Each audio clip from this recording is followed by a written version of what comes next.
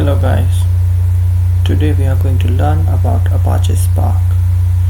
As mentioned on its official website, Apache Spark is a unified analytics engine for large-scale data processing. Basically, Apache Spark was invented to overcome the limitations of Hadoop, and that is why they have given example of Hadoop and Spark. The Hadoop has a limitation that it always reads data from the disk and writes data to the disk, and Spark allows in-memory processing, which makes it very much faster as compared to Hadoop. So we need to find how to install Spark.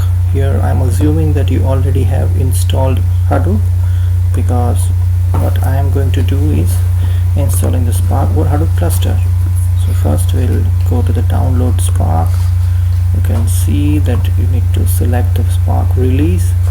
So here 3.0 is the preview release and 2.4.4 is the stable one. So we'll go with the stable one.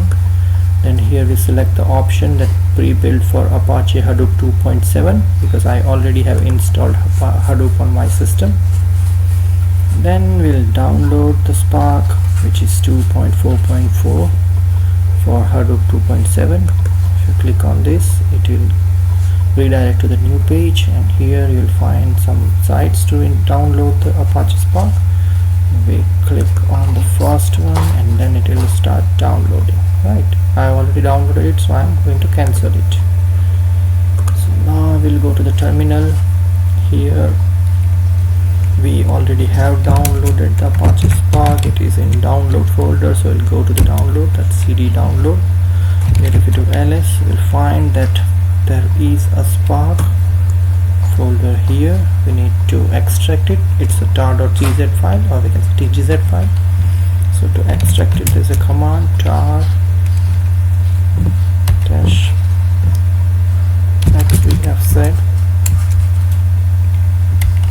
or we can say zxvf. Sorry. Then file. Okay, so it will extract the Spark in my downloads folder. We can see that Spark is already extracted. There is a folder Spark 2.4.4p. We'll go to that folder, and we can see that there are some files in here.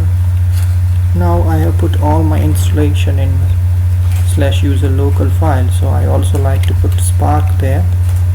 So I'll simply back to my download folder. I'll create one file.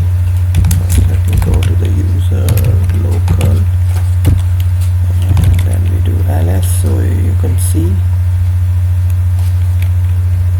that there are some folders there. Yeah. Okay, so we can also install it in the home folder, like we have installed Hadoop, Hive, Pig. So we'll install it in our home folder only. So let me move Spark folder.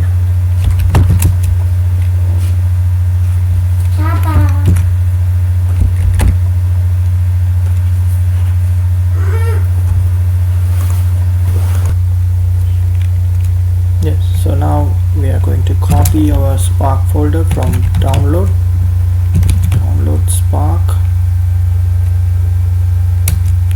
to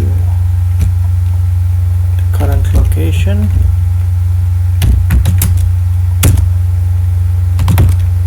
Now if we check, we have Spark folder over here. Now I want to rename it for simplification. Instead of this, I'll make it a Spark only.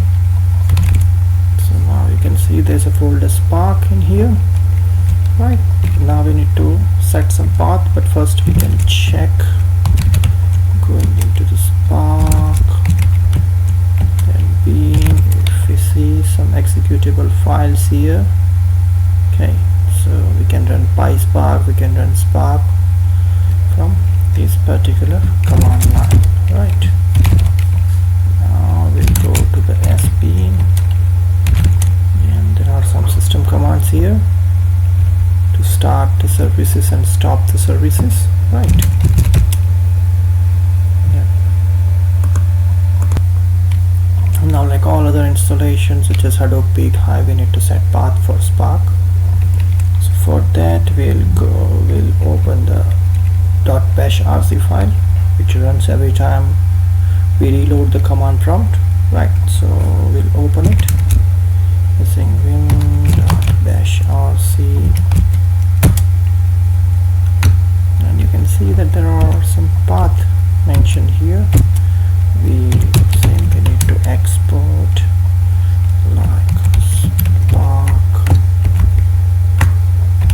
home is equal to home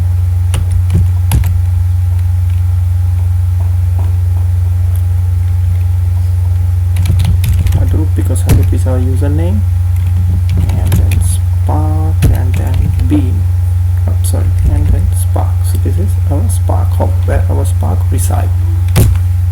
And next line will set the path for Spark. It is path, whatever path we already have, we are going to append a new path of Spark, which starts with Spark home and bean, right?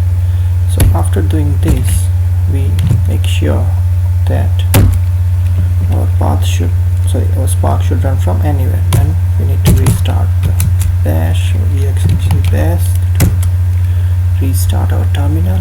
Now if we run a Spark command, it will show some options to run our Spark commands, right? So we go with Spark, and then let me just take a Spark shell.